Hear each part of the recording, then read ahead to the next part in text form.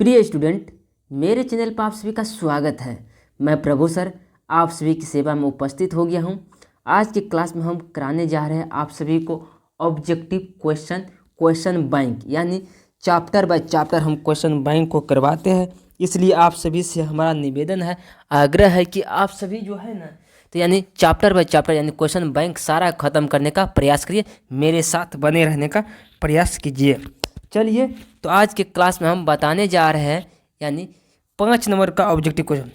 5 number का नहीं, chapter number 5 polity राजनीतिक शास्त्र का हम बताने जा रहे हैं ऑब्जेक्टिव क्वेश्चन, जो कि 2012 से लेकर के 2024 तक में जितना भी ऑब्जेक्टिव पूछा गया अभी तक में सारा को इस चैप्टर से हम कवर करने जा रहे हैं। यदि आप हमारे पहले यानी क्लास को नहीं देखे, पहले वाले वीडियो लगभग 12-13 वीडियो अभी तक में हो चुके हैं, यदि आप उन सबको देख लेते तो आपको क्वेश्चन बैंक करने की फिर से आवश्यकता नहीं बनेगा।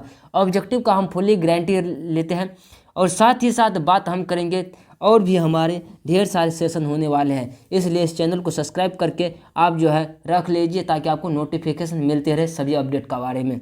चलिए, तो आज के क्लास को हम स्टार्ट करते हैं। प्रिय स्टूडेंट, आप किसी भी प्रकार की दिक्कत, आपको समस्या होती है तो वीडियो के कमेंट बॉक्स में ज़रूर बताइएगा। साथ ही साथ स्क्रीन पे मेरा मोबाइल नंबर भी देखता हुआ मिल जाएगा, उस पर मैसेज करिएगा तो जरूर आपको रिप्लाई मिल सकते हैं। चलिए, हम आज की क्लास को स्टार्ट करते हैं। आज के यानी 5वां नंबर चैप्टर, यह कौन सा चैप्टर है? 5वां, लोकतंत्र की चुनौतियां। इसी का ऑब्जेक्टिव के बारे में हम बात करेंगे। 5वां नंबर चैप्टर यानी लोकतंत्र की चुनौतियां के बारे में हम बात करने जा रहे हैं। चलिए, तो स्टार्ट करते हैं पहला नंबर क्वेश्चन से।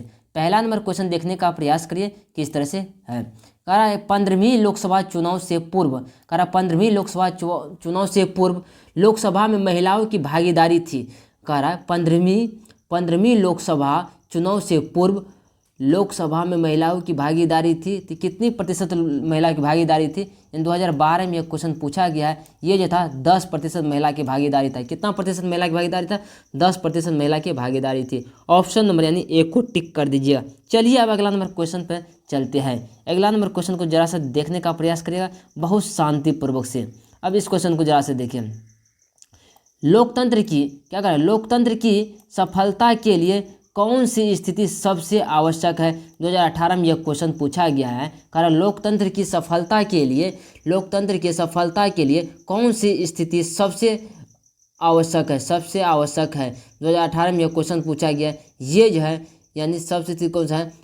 मजबूत जनमत है, मजबूत जनमत। ऑप्शन नंबर यानी एक को टिक कर दीजिएगा। चलिए, अगला नंबर क्वेश्चन पर चलने का प्रयास करते हैं। इस क्वेश्चन को जरा सा देखने का प्रयास करिए स्टूडेंट। अगर धर्म को नीति से अलग नहीं किया जा सकता, यह किसने कहा था? यानी कह रहा है कि धर्म को नीति से अलग नहीं किया जा सकता, यह किसने कहा था? यह क्वेश्चन जो देखिए सबसे पहले 2019 में पूछा गया और ये बात जो कहा था महात्मा गांधी ने कहा था। ऑप्शन नंबर ए को टिक करिएगा। यानी धर्म को राजनीतिक से अलग नहीं किया जा सकता, यह बात महात्मा गांधी ने कहा था। ऑप्शन नंबर ए को टिक करिएगा।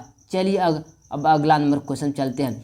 इस क्वेश्चन को जरा सा देखने का प्रयास करिए क्या कहा जाता है, जरा सा गौर फरमाइएगा इस क्वेश्चन में। करा 15वीं लोकसभा में महिलाओं की भागीदारी थी। 2020 में यह क्वेश्चन पूछा गया है। करा 15वीं लोकसभा में महिलाओं की भागीदारी थी।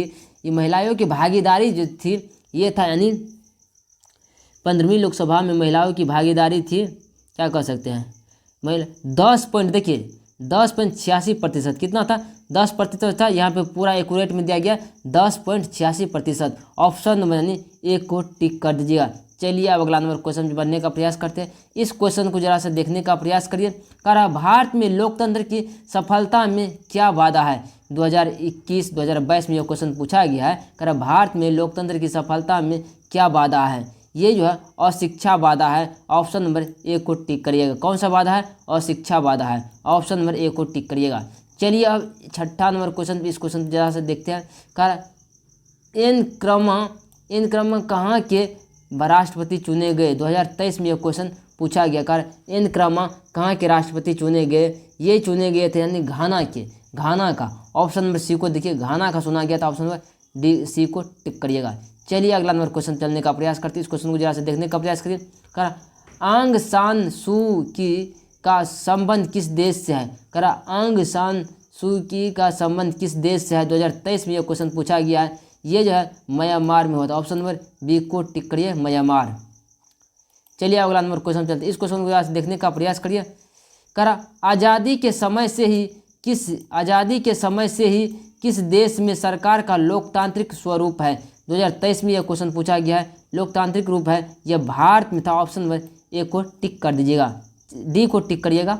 चलिए अब अगला नंबर क्वेश्चन चलते हैं। इस क्वेश्चन को देखिए, ये चैप्टर का लास्ट क्वेश्चन, इस चैप्टर से बहुत ही कॉमन ऑब्जेक्टिव पूछा गया था। देखिए निम्नलिखित में से किस देश में प्रत्यक्ष लोकतंत्र पाया जाता है। 2024 में क्वेश्चन पूछा गया ये तथा स्विट्जरलैंड में। ऑप्शन नंबर एक को टिक करिएगा। कह रहा है कि निम्नलिखित में से किस देश में प्रत्यक्ष लोकतंत्र पाया जाता है, ये जो स्विट्जरलैंड में हुआ था। ऑप्शन नंबर यानी एक को टिक करिएगा। चलिए आज की क्लास कैसा लगा जरूर वीडियो के कमेंट बॉक्स में बताइएगा। साथ ही साथ ये आज को आवाज़ सुनने में किसी प्रकार की दिक्कत या समस्या है, यानी पढ़ने लिखने में, मतलब कहने को बोला हमारे यानी क्लास जो अपलोड होते हैं उस क्लास से किसी प्रकार की यदि समस्या है तो जरूर वीडियो के कमेंट बॉक्स में बताने का प्रयास करिएगा। मिलते हैं अगले क्लास में। आज के लिए जय हिंद, जय भारत।